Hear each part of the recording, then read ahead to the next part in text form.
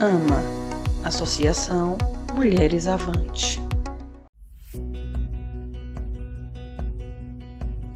Sou Amanda Brito, estou gravando esse vídeo com fundo branco, usando vestido roxo com detalhes dourados, tenho uma pele clara, os cabelos castanhos escuros, cacheados e estou usando um batom lilás. Bom, eu sou administradora graduada pelo Instituto Federal da Bahia, pós-graduada em Gestão Empresarial pela PUC, tenho experiência na área de recursos humanos, atuo há mais de 10 anos, conduzindo processos de gestão estratégica de pessoas, desenvolvimento humano e programas de diversidade e inclusão nas organizações. Para além do meu currículo, eu sou uma mulher com deficiência, uma das 45 milhões de pessoas com deficiência no Brasil. Nasci com doença rara, os médicos me deram uma expectativa de vida de apenas 2 meses. Hoje eu estou com 33 anos.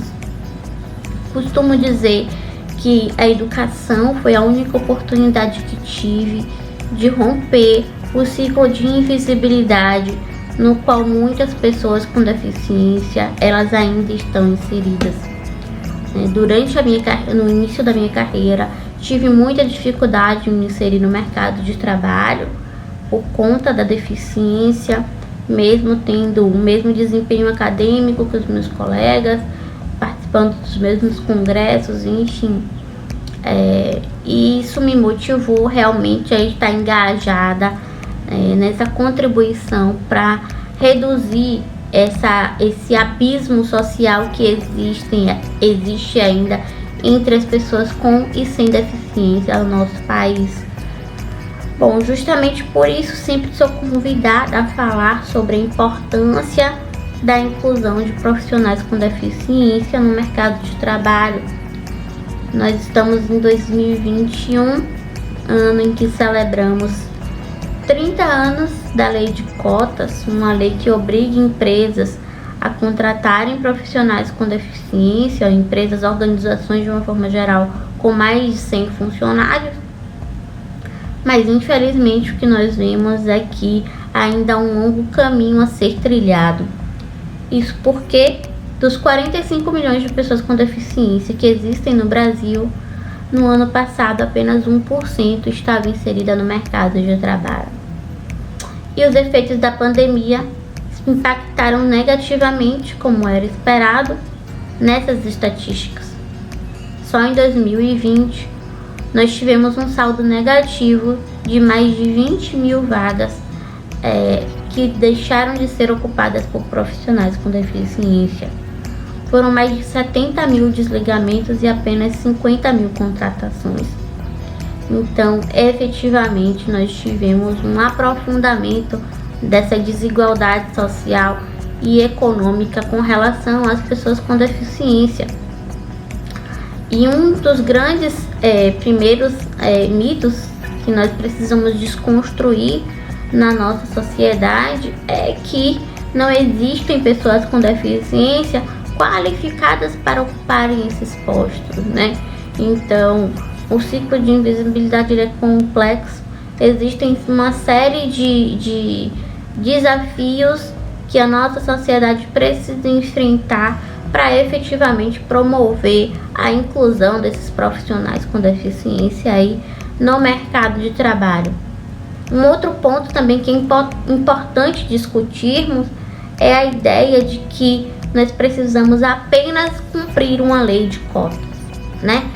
Quando a empresa ela entende a função estratégica da diversidade para os seus resultados, ela virou essa chave, né, de apenas buscar o cumprimento de uma lei de cotas com receio de uma possível multa ou uma possível penalidade pelo descumprimento.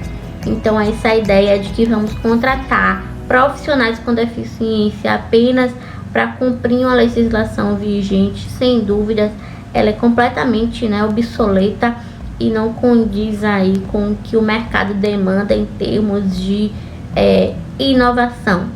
Por que eu estou falando isso?